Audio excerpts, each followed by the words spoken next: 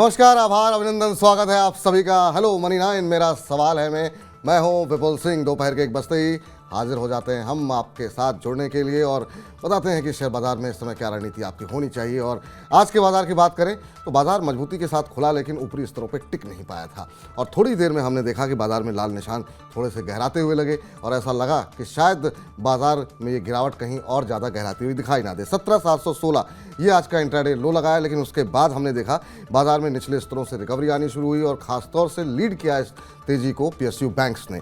और इस समय 17,769 का स्तर देखने को मिल रहा है। तो दिन के उच्चतम स्तर के आसपास ही बाजार कामकाज करता हुआ 17,792 ये आज जो है दिन का उच्चतम स्तर देखने को मिला है। अगर कंज्यूमर ड्यूरेबल, फार्मा और हेल्थ केयर को छोड़ दिया जाए तो सभी सेक्टर इंडाइसेस में आज हम देख रहे हैं कि मजबूती का रुझान बना हुआ है। निफ्टी के 50 में से 33 शेयर ऐसे हैं जो कि बढ़त के साथ कामकाज कर रहे हैं और 17 शेयरों में गिरावट देखने को मिल रही है। और अब वक्त आ गया है आज के हमारे खास मेहमान से आपको रूबरू कराने का। तो आज इस शो की महिमा बढ़ाने के लिए हमारे साथ गौरांग शाह जी जुड़ रहे हैं, जोजित फाइनेंशियल के। बहुत लंबे अरसे बाद गौरांग जी आपके साथ कार्यक्रम करने का मौका मिल रहा है और बहुत बहुत स्वागत, आभार, अभिनंदन आपका कि आपने हमारा निमंत्रण स्वीकार किया। आज पहला दिन है इस शो के अंदर आपका। सबसे पहले तो आपसे जानना चाहेंगे बाज़ार की दिशा को लेकर के ही कि अभी जो बाज़ार की दिशा देखने को मिल रही है, अभी भी जो एक रेजिस्टेंस, एक रुकावट बना हुआ है बाज़ार के लिए, वो 18,100, 18,200 के आसपास या 18,000 के आसपास देखने को मिल रहा है। क्या इस रैली में जो पिछले 2 दिन में बाज़ार लोअर लेवल से जो है रिकवरी दिखा रहे हैं, हम ये उम्मीद करें कि ये जो रुकावट है वो टूट पाएगी? आपको लग रहा है कि एक जो बड़ा एक दायरा बना हुआ है 17 से 18,000 के बीच में, अभी आने वाले दिनों में बाज़ार की दिशा इन्हीं के बीच में कामकाज करती हुई दिखाई देगी? बहुत बहुत धन्यवाद आपका और आप सभी को शुभ दिन हमारी तरफ से। तो बहुत लंबा समय नहीं हुआ है, हमने 17,000 के नीचे की भी स्तर देखे थे बिल्कुल। और मेरे ख्याल से जिस प्रकार से हम उस निचले स्तर से उभर रहे हैं, ये अपने आप में काबिले तारीफ वाली बात है।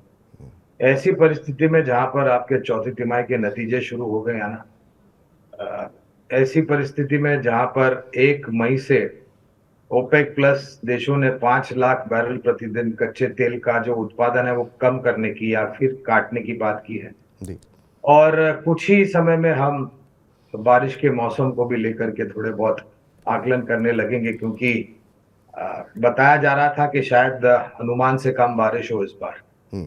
ऐसी परिस्थिति में मेरे ख्याल से थोड़ा बहुत संभल के चलना शेयर बाजार में ये बहुत ही आवश्यक बात है।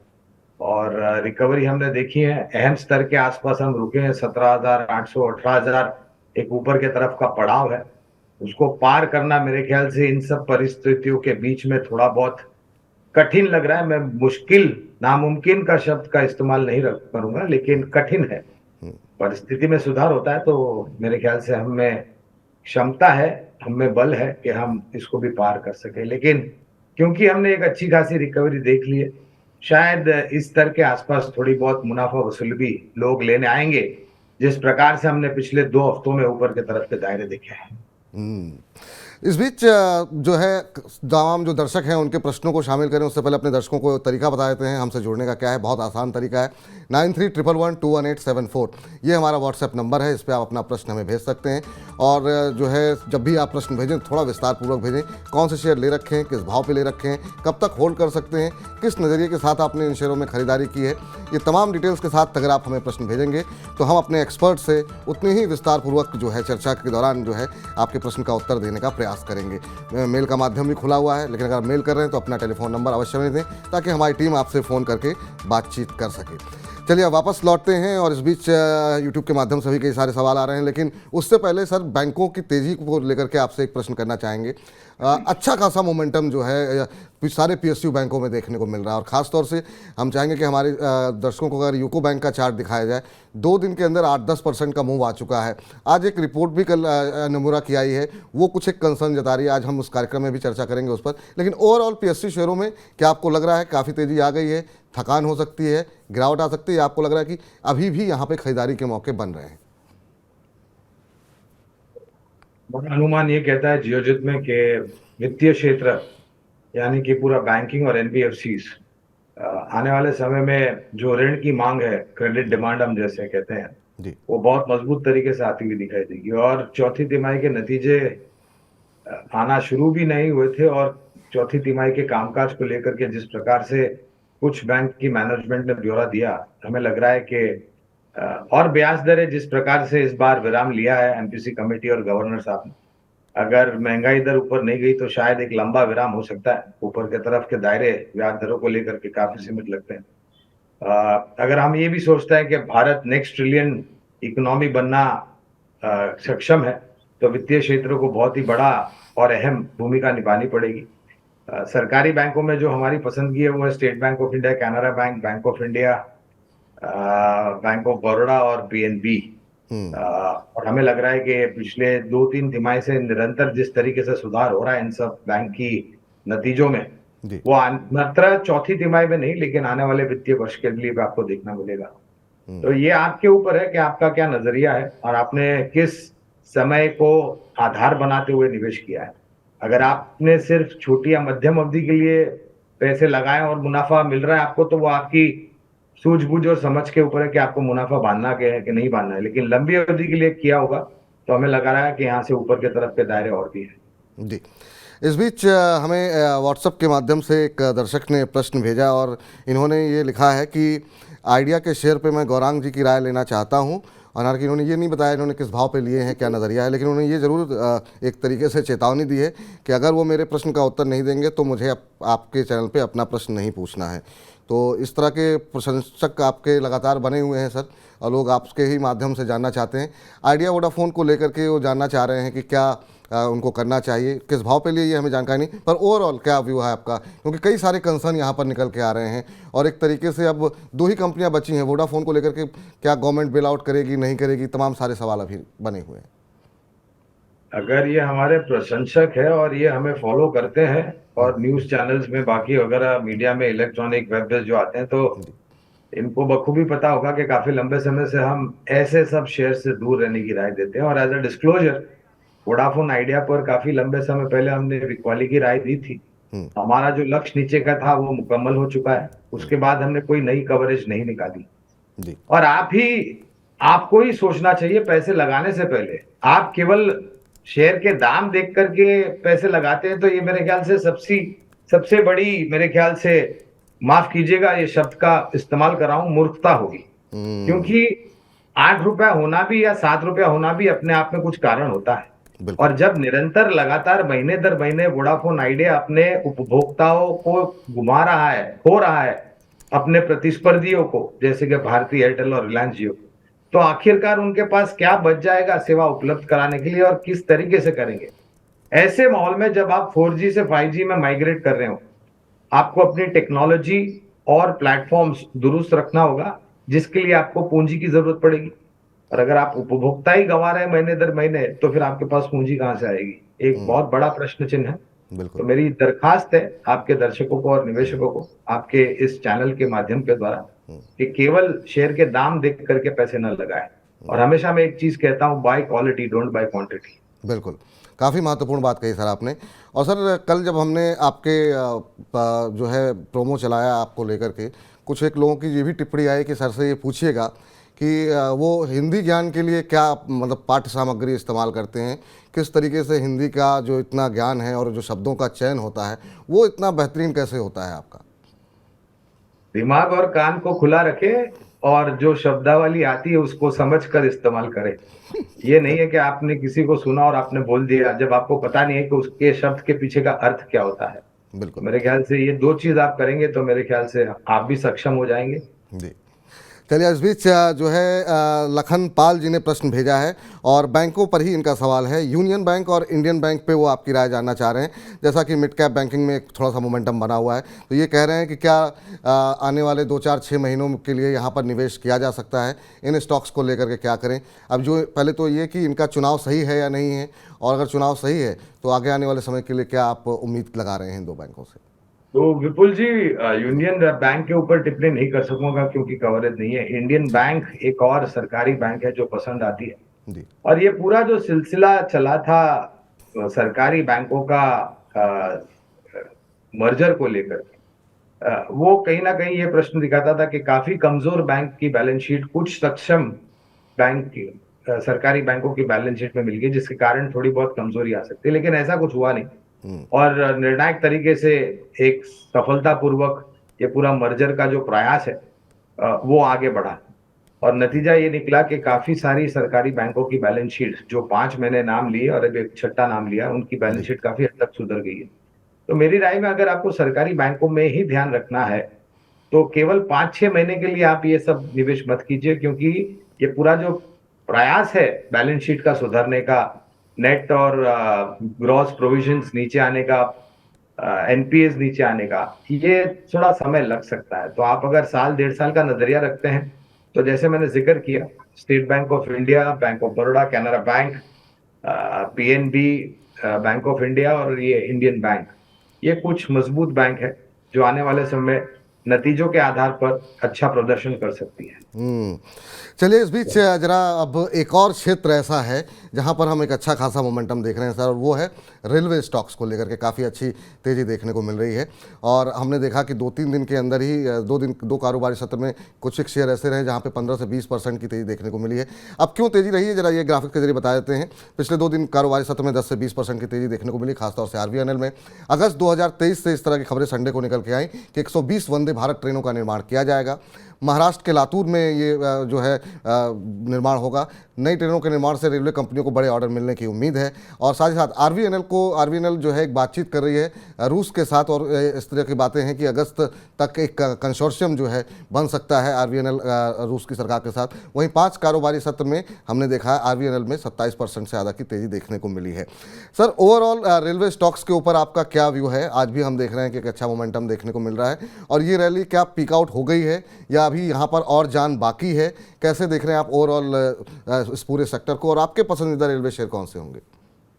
पहले पसंदीदा स्टॉक बता देते हैं। आईआरएफसी और आईआरसीटीसी, ये दोनों पर हमने नोट निकाली थी जी। और यहाँ पर लंबी अवधि के लिए निवेश की राय दी थी हमने। और ये जो 120 वंदे भारत ट्रेन बनाने की बात की है, इसकी संख्या और भी ऊपर के तरफ है।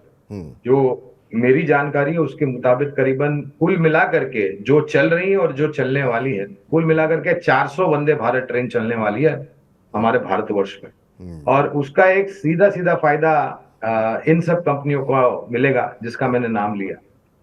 बाकी अन्य कंपनियों को भी फायदा हो सकता है, निर्भर होगा कि क्या भूमिका ये निभाते हैं। लेकिन एक सीधा सीधा फायदा जो मुझे दिखता है वो है आईआरसीटीसी को, क्योंकि ये कंपनी केवल मात्र टिकट मुहैया कराने के लिए काम नहीं करती है भारतीय रेल के लिए, लेकिन बाकी और सारी सुविधाएं उपलब्ध कराती है और सेवाएं उपलब्ध कराती है। तो अगर रेलवे क्षेत्र से आपको नाम ढूंढना है तो मेरे ख्याल से ये दो नाम जो मैंने दिए हैं ये बेहतर विकल्प होंगे। तो आईआरएफसी पे खरीदारी की सलाह है, आईआरसीटीसी पे खरीदारी की सलाह है। ये 2 शेयर जो है अभी और भी मोमेंटम यहाँ पर और भी तेज़ी देखने को मिल सकती है। लेकिन एक जरा बयान सुनाते हैं। 4-5 दिन पहले ही हमारे साथ हमारे खास मेहमान थे डॉक्टर रवि सिंह, और आज यहाँ पर हमने लक्ष्य अचीव कर लिया। उन्होंने 1 महीने 15 दिन का एक लक्ष्य दिया था, 95 रुपये का, 74 रुपये के आसपास हमने बातचीत की थी, और आज जो है वो लक्ष्य कंप्लीट हो गया है महज 5 कारोबारी सत्र में। आइए सुनते हैं क्या कहा था उन्होंने। ईएमएल में भी हम देख रहे हैं कि आज अच्छी मजबूती देखने को मिल रही है। इसके अलावा टेक्समेको में अच्छा मोमेंटम देखने को मिल रहा है। आप कैसे देख रहे हैं रवि जी रेलवे स्टॉक्स की इस तेजी को, और ये कुछ सस्टेनेबल है? रेलवे स्टॉक्स में कोई शेयर ऐसे हैं जो आपको पसंद आ रहे हो? देखिए, इस समय रेलवे स्टॉक में तो मोमेंटम अच्छा बना ही है, और खास तौर से आरवीएनएल यहाँ पर थोड़ा ज्यादा अट्रैक्शन में दिखा रहा है। तो मुझे लगता है कि विपुल जी, रेलवे में अगर फोकस करना है तो जिस हिसाब से रेलवे के स्टॉक्स ने यहाँ पर अच्छा दमखम दिखाया है, उसमें आरवीएनएल ज्यादा यहाँ पर जो है वो फोकस स्टॉक दिख रहा है, तो आप इसकी तरफ फोकस कर सकते हैं। आरवीएनएल अभी 3.25% के आसपास की तेजी देख रही है सर, यहाँ पे 75-51 के आसपास चल रहा है। आप क्या टारगेट दे रहे हैं और कितने समय के लिए यहाँ पर पैसे लगाने चाहिए? क्योंकि ये बहुत सारे दर्शक ऐसे भी होते हैं जो कि मोमेंटम पकड़ने की कोशिश करते हैं, ट्रेडर उनकी जो मानसिकता होती है। तो अगर आरवीएनएल को अगर हम यहाँ पर लेते हैं तो क्या लक्ष्य आप आने वाले दिनों के लिए देख रहे हैं? देखिए, सबसे बड़ी बात है कि आप विपुल जी ये देखेंगे कि आरवीएनएल जैसे स्टॉक्स जो हैं वो हमेशा आपको उस समय तेजी पे दिखाई देते थे जब जनवरी बजट का सेशन होता था। बट अभी आरवीएनएल में आपने बजट के बाद एक अच्छी रैली देखी। मुझे लगता है कि ये स्टॉक एक बार 90-95 तक का दमखम दिखा सकता है। तो बिल्कुल आप थोड़ा थोड़ा करके पार्शियली यहाँ पर खरीदारी कर सकते हैं, लेकिन बेस्ट लेवल 70 से 75 के बीच के ही हैं, तो बिल्कुल यहाँ पर करंट लेवल पे लेना चाहिए। तो करंट लेवल पे अगर आप रेलवे स्टॉक्स पे प्ले करना चाह रहे हैं, रेलवे में खरीदारी करना चाह रहे हैं, तो आरवीएनएल रवि जी का मानना है कि वो सबसे बढ़िया जो है पसंदीदा पिक हो सकती है। वहाँ पे आप दांव लगाएं तो ज़्यादा बेहतर होगा। चलिए, तो ये यहाँ पर लक्ष्य पूरा होता हुआ दिखाई दिया है। गौरांग जी लगातार हमारे साथ बने हुए हैं। और एक और सेक्टर जहाँ पर कि बस काफ़ी ज़्यादा है वो है पावर कंपनियों के अंदर, खासतौर से पावर डिस्ट्रीब्यूटर, आरईसी, पीएफसी, यहाँ पर जो है काफ़ी अच्छी तेज़ी आज देखने को मिल रही है। गौरांग सर, कैसे देख रहे हैं ये पावर कंपनियों में जो मोमेंटम बनता हुआ आज दिखाई दे रहा है? यहाँ पर कोई ऐसी कंपनी है और क्या स्टोरी आपको लग रहा है कि है जिसकी वजह से यहाँ पर मजबूती देखने को मिल रही है? एक रिपोर्ट में पढ़ रहा था विपुल जी कुछ समय पहले, जहां पर भारत सरकार ने आने वाले 3 सालों या फिर 4 सालों के अंदर जी 370 गीगावाट्स ऊर्जा उत्पादन और जोड़ने की बात करी है, नई ऊर्जा उत्पादन की बात की। ये आपको 4 भागों में मिलेगा। कन्वेंशनल एनर्जी, हाइड्रो पावर, सूर्य की किरण से यानी कि सोलर पावर, और वायु पावर यानी कि विंड एनर्जी। तो जाहिर है जो भी ऊर्जा उत्पादन करने वाली कंपनियां, मिसाल के तौर पर टाटा पावर, एनटीपीसी और टोरेंट पावर, इनको फायदा होगा। इनके साथ साथ अगर आप इतनी बड़ी मात्रा में ऊर्जा उत्पादन करते हैं तो जाहिर है आपको ये उपभोक्ताओं तक पहुंचाना होगा। जहां पर हमारी समझ में 2 कंपनियां जो कि ऊर्जा वितरीकरण के क्षेत्र में कामकाज करती है, वो है पावर ग्रिड और आरईसी। तो 5 कंपनियां हैं ऊर्जा उत्पादन और ऊर्जा वितरीकरण क्षेत्र से, जहां पर आपको नजर रखनी चाहिए। इस बीच जो है तमाम सारे दर्शक यूट्यूब के माध्यम से जुड़ रहे हैं, अपना प्रश्न पूछ रहे हैं। इस बीच मनोज रघुवंशी जी ने प्रश्न भेजा है और वो कह रहे हैं कि इन्फोसिस निचले स्तरों पे मिल रहा है, मेरे पास पहले से भी हैं, क्या मुझे निचले स्तरों पे और ख़रीदारी कर सकते हैं? इन्फोसिस के नतीजों ने काफ़ी निराश किया और काफ़ी लंबे कई सालों की सबसे बड़ी गिरावट हमने देखने को मिली थी। करीब 15% एक दिन के अंदर टूटता हुआ दिखाई दिया था। अभी क्या करना चाहिए सर? जो लोग निचले स्तर पर खरीदारी करना चाह रहे हैं, क्या एवरेजिंग करनी चाहिए इन्फोसिस पर? देखिए, सबसे पहले तो खरीदारी की राय है इन्फोसिस पर, यह डिस्क्लोजर है हमारे तरफ से बुनियादी तर्क के आधार पर लंबी अवधि के लिए। दूसरी बात, ये जो एवरेजिंग करने की बात करते हैं विपुल जी, ये लोगों को ये समझना जरूरी है कि आपको एवरेजिंग कैसा करना चाहिए। अब मैं एक उदाहरण देता हूं। अगर आपने 100 रुपए में कोई शेयर ले लिया, 50 शेयर या 100 शेयर ले लिया 100 रुपए में, अगर वो 99 पे आता है तो आप वापिस 100 शेयर एवरेज करते हैं, तो वो सेंसिबल एवरेजिंग नहीं कहलाती, समझदारी वाली या फिर रणनीति वाली एवरेजिंग नहीं कहलाती। मेरी राय में एवरेजिंग आपको तब करनी चाहिए जब आपको अपने पहले खरीद वाले भाव से, यानी कि 100 रुपए से 5 या 10% की गिरावट नहीं मिलती है, तब तक आपको एवरेजिंग नहीं करनी चाहिए। अगर वो 5-10% की गिरावट मिलती है, तो अगर आपने 100 शेयर लिए हैं तो 100 शेयर खरीदना नहीं है, आपको 25, 30 या 50 शेयर, यानी कि 25% या आधी क्वांटिटी, 25% और 50% आपको एवरेज करना चाहिए। और फिर इंतजार करना चाहिए, फिर से गिरावट आती है तो उस एवरेज भाव से वापस 5-10% गिरावट नहीं मिलती तब तक एवरेज। इस तरीके से आप अनुशासन के साथ एवरेज करते हैं तो वास्तविकता में आप अपना जो खरीद के दाम है वो नीचे लेकर के जाएंगे, इस रणनीति के कारण आपको एक मुनाफे वाली एग्जिट मिल सकती है।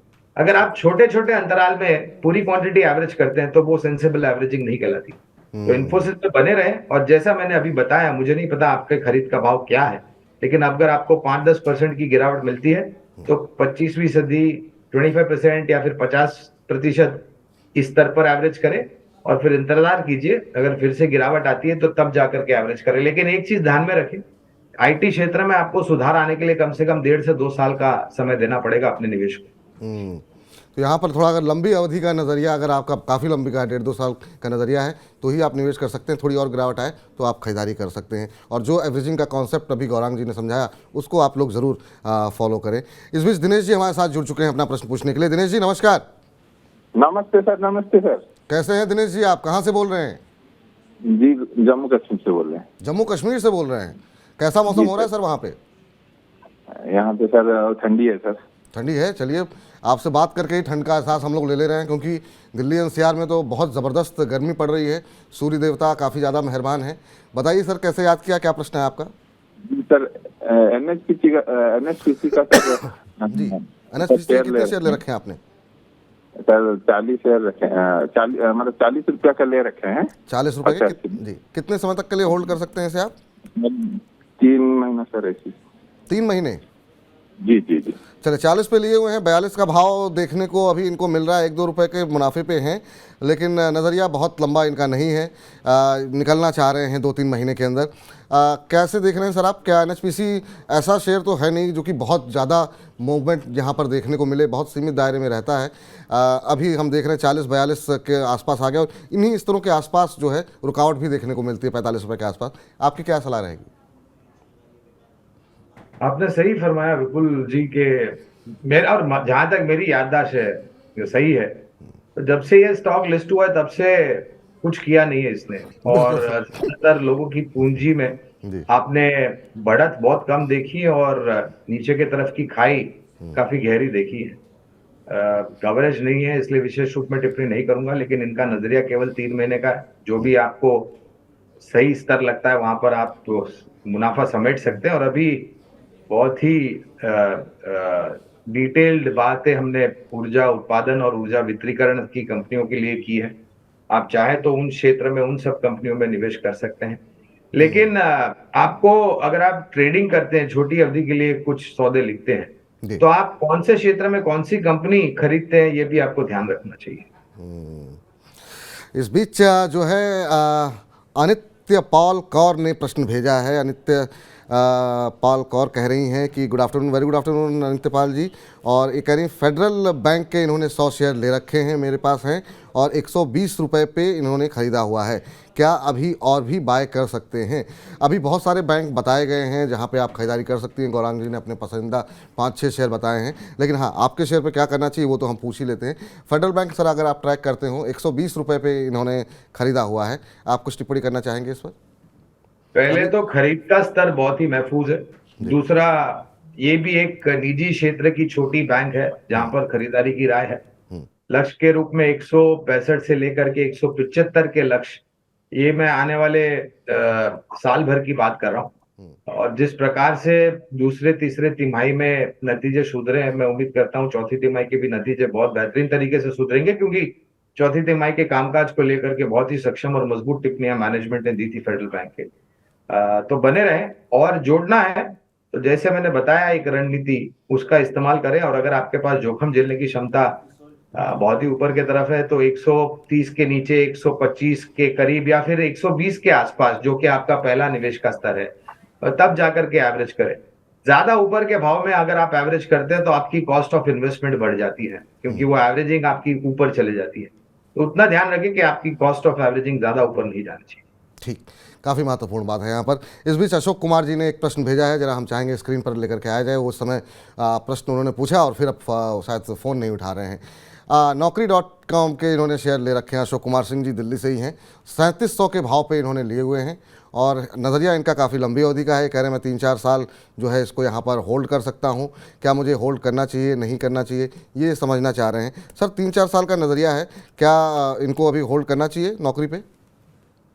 क्षमा कीजिएगा, मेरे पास स्क्रीन नहीं है विपुल जी। मौजूदा दाम क्या होगा अगर आप मुझे मैं चाहता हूं कि जरा एक बार सर को जरा दिखा दिया जाए कि क्या भाव इस समय देखने को मिल रहा है। इसके अलावा इस पे तो हम भाव लेकर के आते हैं, लेकिन उसके अलावा सर एक चीज़ आपसे समझना चाहेंगे, रिलायंस के नतीजों पर आपकी टिप्पणी जानना चाहेंगे।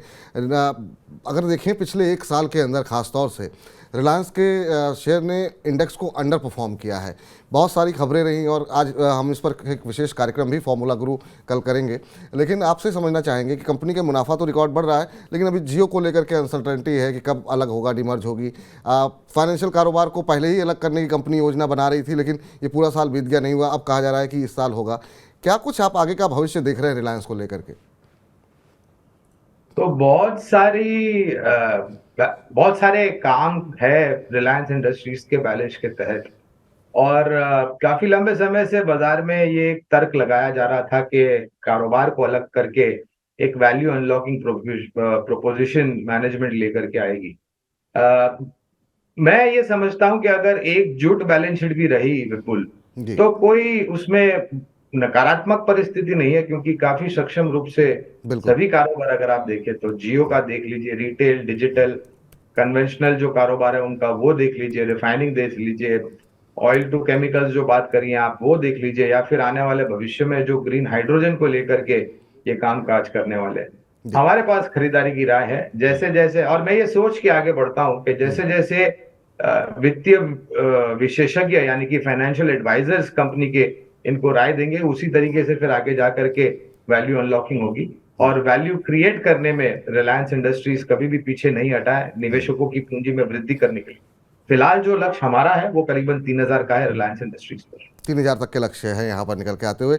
अब जरा वापस नौकरी के सवाल पे आते हैं सर। अभी 3660 पे शेयर चल रहा है, लगभग फ्लैट आज कामकाज करते हुए 10 रुपये नीचे कामकाज कर रहा है और इनकी खरीद 3700 के आसपास की है। 4500 के स्तर से हमने देखा कि ये धीरे धीरे यहाँ पर गिरावट आती हुई दिखाई दी है। अब इन लेवल्स पे ये जानना चाह रहे हैं 3-4 साल क्या होल्ड करना चाहिए? देखिए, इस पहले क्या था, एक डोमिनेंट प्लेयर माना जाता था विपुल। अब बहुत सारे आपको इस प्रकार के प्लेटफॉर्म्स उपलब्ध है जिसके कारण जो डोमिनेंस था वो अब चले गया है। आंकड़ों को लेकर के भी मेरे ख्याल से थोड़ी बहुत निराशाजनक परिस्थिति थी। अगर आप बहुत बड़े फैन नहीं है इस क्षेत्र के और अगर आप परिवर्तन करना चाहते हैं तो मेरी राय में एक क्षेत्र जो मुझे बहुत ही अच्छा लगता है, अगर आपका नजरिया 3-4-5 साल का है, तो डिफेंस क्षेत्र विपुल मैं बहुत ही करीब से ट्रैक करता हूं, जहां पर आपके पास हिंदुस्तान एरोनॉटिक्स और भारत डायनामिक्स जैसे शहर है, L&T जैसी कंपनियां जो एक डाइवर्सिफाइड कंपनी है डिफेंस क्षेत्र में, भारतीय नौसेना के लिए पनडुब्बी वगैरह सेमी सबमर्सिबल वेसल्स और फ्लोटेबल वेसल्स बनाती है। तो ये बहुत सारे बेहतर विकल्प है। अगर आपका 4-5 साल का नजरिया है तो यहाँ पर मेरे ख्याल से आप एक बेहतर रणनीति बना सकते हैं जी। इस बीच मनोज रघुवंशी जी ने सर एक बार फिर से आपसे रिक्वेस्ट की है कि मेरा ये प्रश्न भी गौरांग जी से पूछ लिया जाए। वो कह रहे हैं कि मेरे पास 90% मेरा जो निवेश है वो लार्ज कैप के अंदर ही कर रखा है मैंने, कृपया मुझे कुछ मिड कैप शेयर जो है वो सजेस्ट कीजिए जहाँ पे अच्छे रिटर्न मिल सकते हैं। जो इन्होंने अब तक इन्वेस्टमेंट किया है उसमें 90% इन्होंने लार्ज कैप में ही किया है। तो आपकी विशेष टिप्पणी जानना चाह रहे हैं कि अगर आप कुछ छोटे मझोले शेयर जो है, और इसको चुनने में भी आप काफ़ी माहिर हैं कि जो हिडन जेम्स होते हैं, तो क्या कुछ कहना चाहेंगे आप मनोज जी से? तो यहाँ पर अशोक लेलैंड है, IDFC फर्स्ट बैंक है, इंडियन होटल्स जैसी कंपनियां हैं, KPIT टेक IT में है जहां, और हाल ही में वो मेरे ख्याल से 900 के पार गया था और फिर किसी विदेशी संस्थागत ब्रोकरेज हाउस ने कुछ सेल रिकमेंडेशन निकाली थी और नीचे आया था, तो KPIT टेक्नोलॉजी है। इसके अलावा हमने काफी कुछ नाम लिए मिड कैप में, टॉरेंट पावर जैसी कंपनियां हैं, टाटा पावर जैसी कंपनियां जहां पर आप निवेश कर सकते हैं। इसके अलावा मुझे लग रहा है कि सरकारी बैंक में हमने नाम लिए जो कि मझौली सूचकांक में आता है, कैनरा बैंक है, bank of India, bank of Baroda जैसी, PNB जैसी, इंडियन बैंक जैसी कंपनियां हैं। बहुत सारे विकल्प है और बहुत सारे मिड कैप में नाम मैं सुझा सकता हूं, फिर सूची लंबी हो जाएगी और अननेसेसरी डाइवर्सिफिकेशन हो जाएगी। बिल्कुल बिल्कुल। तो ये मेरे ख्याल से कुछ नाम है जहां पर आप सोच सकते हैं अपना निवेश बढ़ाने की। तो मनोज रघुवंशी जी, आप उम्मीद करते हैं जो एक पूरा बास्केट आपको दिया गया 6-7 शेयरों का, वो आप उनमें से कुछ चुनिंदा शेयर उठा करके आप निवेश कर सकते हैं, तो मिड कैप का जो आपको लग रहा है कि थोड़ा खालीपन है आपके पोर्टफोलियो में, वो भरता हुआ दिखाई देगा। अब गौरांग सर की काफ़ी व्यस्तता रहती है और इन्होंने सिर्फ आधे घंटे का ही समय दिया था। उम्मीद करते हैं सर कि आगे जो है आप हमें नियमित रूप से समय देते रहेंगे। और चलते चलते, चूँकि बहुत लोग आपकी भाषा के भी फ़ैन हैं और साथ ही साथ जो आपकी शेर व शायरी है या गीत है वो हम लोग बहुत लंबे अरसे से नहीं सुने हैं इधर, और कि आपसे इंटरेक्शन भी कम हुआ। अगर चलते चलते कुछ है आप कुछ सुनाना चाहें तो शेयर बाजार से ही जुड़ा हुआ जी कुछ ऐसा लिखा था गालिब साहब ने। जी जी। हमारी शख्सियत का अंदाजा तुम क्या लगा पाओगे गालिब, हमारी शख्सियत का अंदाजा तुम क्या लगा पाओगे गालिब जी। गुजरते हैं जब हम कब्रिस्तान से तो मुर्दे भी उठकर शेयर बाजार का हाथ पूछ लिया करते हैं। वाह वाह वाह वाह वाह, बहुत शानदार सर, बहुत बहुत धन्यवाद, बहुत बहुत शुक्रिया आज के इस कार्यक्रम में जुड़ने के लिए, हमारे दर्शकों के प्रश्नों के उत्तर देने के लिए। कोई डिस्क्लोजर सर आपकी तरफ से? इसी तरीके से राय हम सभी निवेशकों को देते हैं। हमारे भी क्लाइंट्स यहाँ पर निवेशित हो सकते हैं, लेकिन हमारा कोई निजी निवेश नहीं है। बहुत बहुत शुक्रिया, आभार, अभिनंदन सर। आगे भी आप नियमित रूप से हमारे कार्यक्रम में जुड़ते रहिए, हमारे दर्शक आपके ज्ञान से लाभान्वित होते रहें। इन्हीं शुभकामनाओं के साथ बहुत बहुत शुक्रिया आपका।